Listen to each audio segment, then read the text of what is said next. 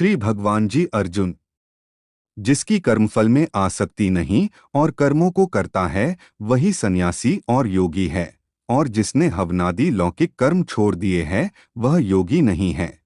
हे अर्जुन, जिसको सन्यास कहते हैं उसी को कर्मयोग जानो, क्योंकि संकल्पों के त्यागे बिना कोई भी योगी नहीं हो सकता। जो मुनियोग प्राप्ति की इच्छा रखते हैं उनके लिए उसका साधन कर्म ही है, और पूर्ण योगी होने पर उनका ज्ञान पूर्ण होने का साधन चित्त का समाधान है। जब मनुष्य विषय और कर्मों की आसक्ति से छूट गया और संपूर्ण वासनाओं को अपने त्याग दिया, उसी समय वह योग रूढ़ कहा जाता है।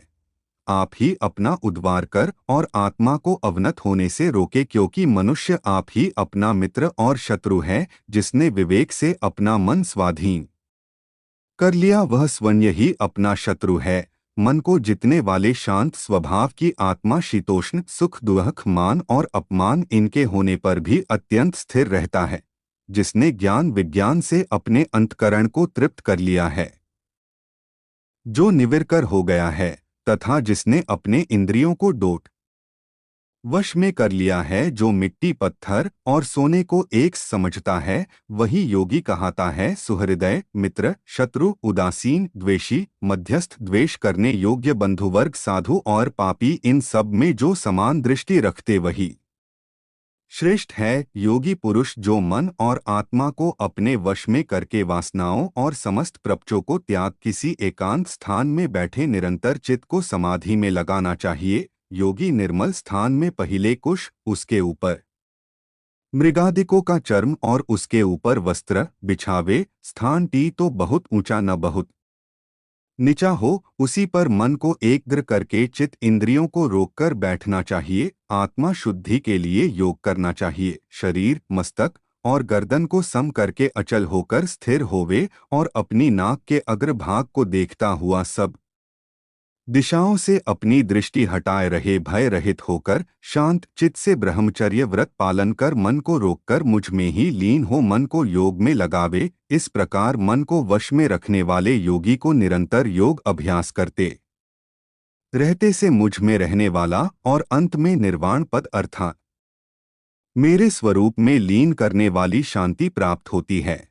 हे अर्जुन, जो अधिक भोजन खाता है या अनेक दिन उपवास करता है, जो बहुत सोता या जगता ही रहता है, उसको योग नहीं प्राप्त होता। जो उपयुक्त आहार और विहार करता है, कर्मों का योग रीति से पालन करता है, जो यथा समय सोता और जगाता है, योग ऐसे पुरुष का दुख मिट जाता है। तब संयम को प्राप्त हुआ चित्त अपने आत्मा में ही स्थिर हो जाता है और सब कामनाओं से निवृत्त हो जाता है। तभी योगी पद पा जाता है। जिस प्रकार वायु रहित स्थान में रखा हुआ दीपक चाल्यमान नहीं होता है, उसी प्रकार योगी अपने चित्त को निश्चल रखकर उसका संयम करता है और अंतकरण को समाधि लगता है। जिस अवस्था योग अभ्यास के कारण चित्त का वेग रुककर विषयों पृथक होने लगता है और जब शुद्ध अंतकरण से आत्मा को ही देखकर आत्मा में ही संतुष्ट होता है, जिस अवस्था में वह अत्यंत सुख को जो इंद्रियों द्वारा जाना नहीं जा सकता वरना केवल बुद्धि से जाना जाता है, अनुभव करता है।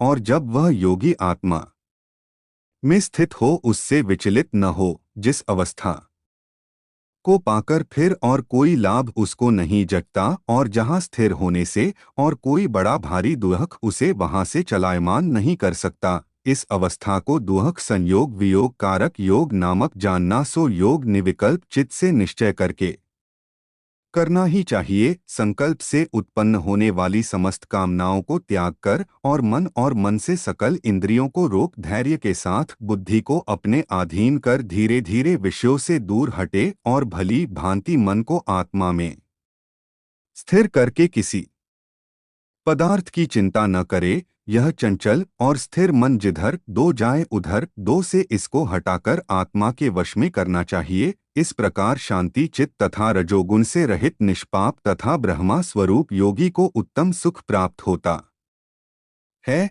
इस रीति से निरंतर योगाभ्यास करने वाला योगी समस्त पापों से छूटकर सहज ही उस परम सुख को पा लेता है जो ब्रह्मा के संजोग से प्राप्त होता है। जिसका मन योग में स्थिर हो गया उसकी दृष्टि भी सर्वत्र समान हो जाती है। वह सब प्राणियों में अपने को और अपने में सब प्राणियों को डोट देखता है। जो सब में मुझको तथा मुझ में सबको देखता है, उससे मैं अलग नहीं रहता और मुझसे वह अलग नहीं रहता। जो अभेद भाव से रहता है, प्राणियों में स्थिर मेरा मनन करता है, वह योगी चाहे जिस अवस्था में रहे मुझे से मिल जाता है। हे अर्जुन, जो समस्त प्राणियों के दुहक सुख को अपने दुहक सुख के समान समझता है और सबको संभाव से देखता है, वही श्रेष्ठ योगी है। अर्जुन ने कहा, है मधुसूदन, आपने सामान देखे सो मन के चंचल मन बड़ा ही हठी पराक्रमी और दृढ़ है। इसको अधीन रखना तो मुझे वायु को बांध रखने के ही समान प्रतीत होता है। श्री कृष्ण भगवान ने कहा, है महाबाहो, इसमें संदेह न कि मन अति चंचल है और इसे वश में करना बड़ा ही कठिन है। तो भी हे कुंती पुत्र, अभसाय और वैराग्य से अधीन कर लिया जा सकता है। जिसका मन वश में नहीं उसको योग अत्यंत दुर्लभ है, ऐसा मेरा मत है। परंतु मन को वश में करने वाले प्रयत्न करते रहने से उपाय द्वारा इस योग को प्राप्त कर सकते हैं। अर्जुन ने कहा, हे कृष्ण, जिसमें श्रद्धा तो है पर जो योग प्राप्त करने में सफल नहीं हुआ है और जिसका चित्त योग से विचलित हो गया है, वह योग सिद्धि नहीं पाने से किस गति को जा पहुंचता है। हे महाबाहो, जिसको पहला आश्रय भी गया और ब्रह्मा प्राप्ति भी नहीं हुई, वह दोनों ओर से भ्रष्ट होकर विच्छिन्न मेघ के समान नष्ट तो नहीं हो जाता। हे कृष्ण, मेरा यह संदेह आपको ही दूर करना पड़ेगा। इसको दूर करने वाला आपके अतिरिक्त कोई अन्य नहीं है।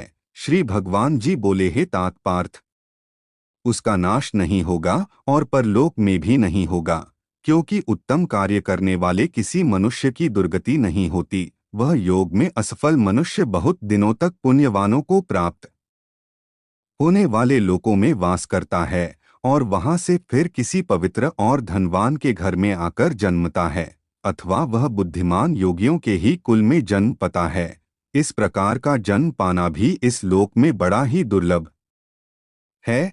हे कुरुनंदन, यह योगियों के वश में जन्म लेकर पूर्व जन्म के बुद्धि संस्कार अर्थात आत्मा ज्ञान को पता है और उससे अधिक सिद्धि के लिए यत्न करता है। पूर्व जन्म में किए योगाभ्यास के बल से अनेक विघ्नों के पड़ने पर भी वह मोक्ष को प्राप्त होता है। योग को यदि केवल इच्छा हो तो भी पुरुष शब्द ब्रह्मा के परे जा पहुँचता है। बड़े श्रम और यत्न से जो योगाभ्यास करता है, वह पापों से शुद्ध होकर अनेक जन्मों में परिश्रम करके सफल होता है और परमति को पाता है। बड़े बड़े तपस्वियों से योगी श्रेष्ठ है, ज्ञानियों से भी योगी श्रेष्ठ है। इसलिए हे अर्जुन, तुम योगी बनो। केवल मुझे में मन लगकर मेरी प्राप्ति के लिए जो मेरा भजन करता है, उसको समस्त योगियों के मध्य में मैंने अत्यंत श्रेष्ठ माना है। अब बाकी 7वें अध्याय में